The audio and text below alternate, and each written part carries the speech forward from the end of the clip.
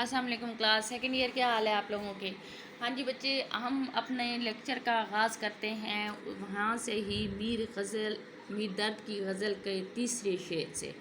ٹھیک ہے؟ 3 اشعار میں نے آپ کو کروا دی تھی، چوتھے شعر سے ہم نے آج اس کا جو ہے آغاز کرنا ہے۔ چوتھا شعر آپ کے سامنے لکھا ہوا بھی ہوگا: جوں شمع جمع ہوویں گر اہل زباں ہزار، آپس میں چاہیے کہ کبھی گفتگو نہ ہو۔ بیٹا جو تشریح طلب شعر ہے اس میں اہل زبان کے بارے میں بیان کیا گیا ہے۔ اگر آپ اس کو تھوڑا سا میں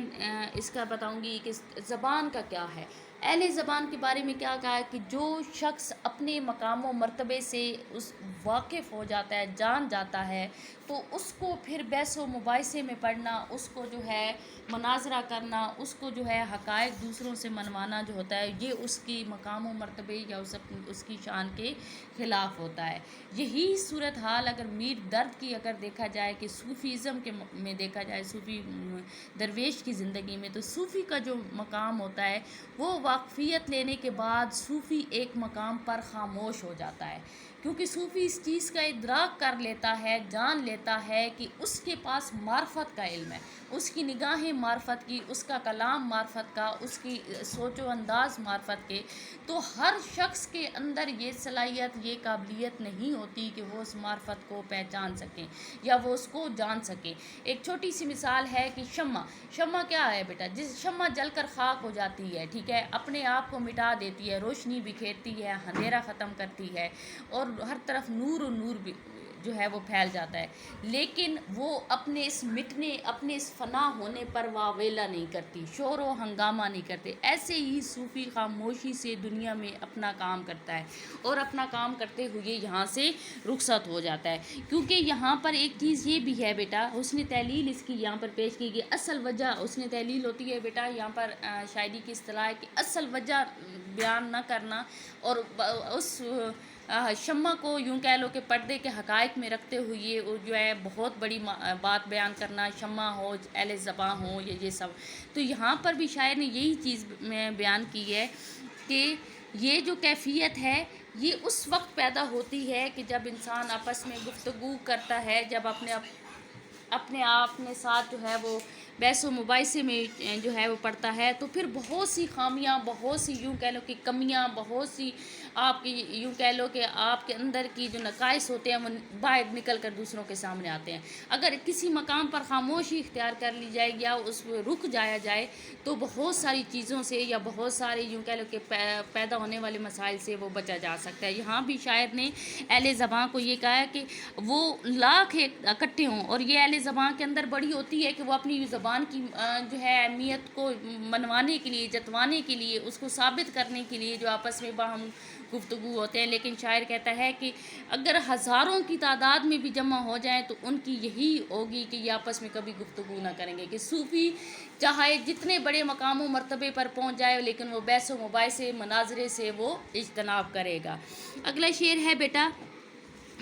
کہ جوں صبح چاک سینہ میرا اے رفو گراں، یا تو کسو کے ہاتھ سے ہرگز رفو نہ ہو۔ یہاں پر بیٹا شاعر نے اس تشریح طلب شعر میں ایک جنون کی کیفیت کو بیان کیا ہے۔ جنون کیا ہوتا ہے؟ جب آپ کے اوپر کوئی جنون طاری ہوتا ہے، حاوی ہوتا ہے، یا آپ اس کے زیر سایہ ہوتے ہیں، تو آپ کیا کہ آپ کی یہ سوچ ہوتی ہے، آپ کا یہ دل کرتا ہے کہ آپ سب چیزوں کو تہس نہس کر دیں۔ میں آپ کے سامنے ایک عاشق کی مثال لیتی ہوں۔ کوئی اگر کسی عشق میں گرفتار ہوتا ہے تو وہ اس کو پانے کے لیے، اس کو حاصل کرنے کے لیے اپنا سب کچھ داؤ پر لگا دیتا ہے، اپنا سکون، اپنا چین، اپنا اطمینان سب کچھ مٹانے کے لیے تیار ہوتا ہے، کیونکہ اس کے سامنے ایک مقصد سامنے آ جاتا ہے کہ میں نے اس کو پانا ہے۔ یہ وہ کیفیت ہوتی ہے کہ جہاں اچھے اور برے کی تمیز جو ہے وہ مٹ جاتی ہے۔ یہاں پر شاعر نے ایک بات کی ہے کہ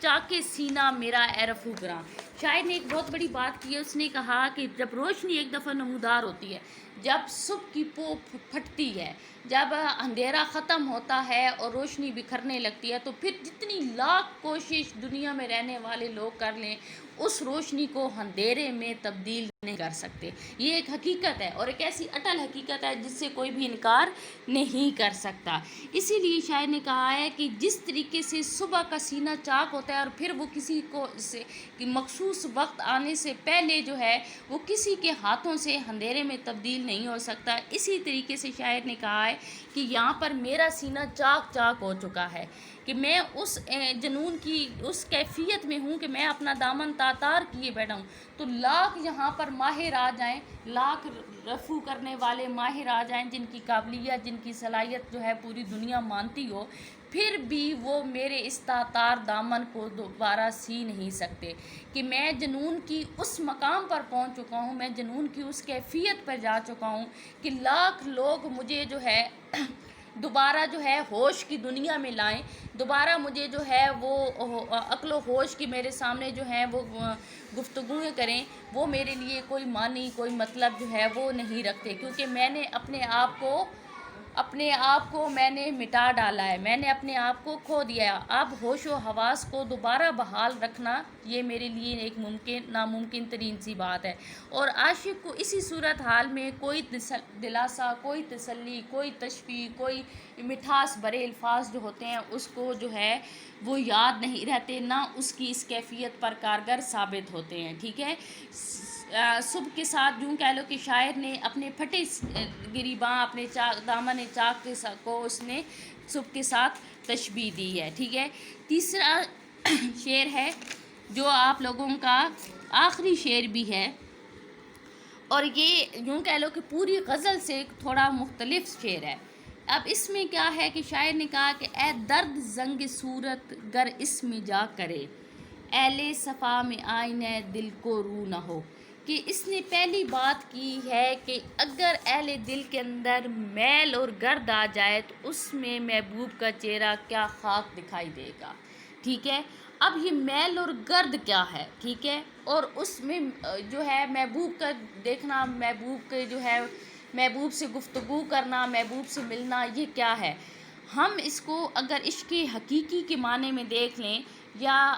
تصوف کی اس اصطلاح میں جائیں جہاں صوفی اپنے آپ کو فنا کر بیٹھا ہے، جہاں اس نے اپنے آپ کو مٹا ڈالا ہے، اب اس کی کوئی اپنی مرضی، کوئی خواہش، کوئی تمنا نہیں رہی، بلکہ وہ اپنی زندگی کو، اپنی خواہشات کو، اپنے احساسات و جذبات کو سب کو اللہ کی رضا کے مطابق ڈھال چکا ہے۔ تو شاعر کہتا ہے کہ اگر ایک بار خدا کے جلوے نے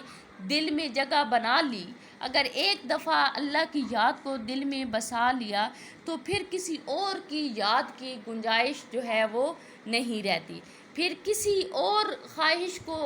مزید دامن میں جگہ دینا، مزید اس میں بکھارنا، وہ پھر آپ کے لیے جو ہے کوئی معنی جو ہے وہ نہیں رکھتا،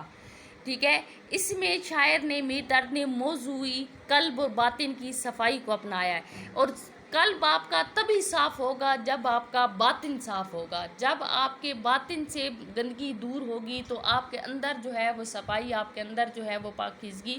خود بخود جو ہے وہ اترتی جائے گی۔ جب دنیا سے ہٹ جائے گا، جب دنیا سے مطلب کی غرض آپ کی ختم ہوگی، جب آپ کی خواہشات کا اختتام ہوگا، اور خاص طور پہ ایسی غرض جو آپ کو یوں کہہ لو کہ ایک ایسی دلدل کی طرف لے کر جاتی ہے جہاں سے نکلنا آپ کے لیے مشکل ہوتا ہے، جب اس کا اختتام ہوگا تو پھر آپ کے لیے ہر رستہ جو ہے وہ صاف ستھرا ہو جائے گا۔ اے درد زنگ صورت گر اس میں جا کرے، ٹھیک ہے، کہ اگر اس کی جو ہے لوہے کو اگر زنگ لگ جائے، ٹھیک ہے، یہ لوہے کو جو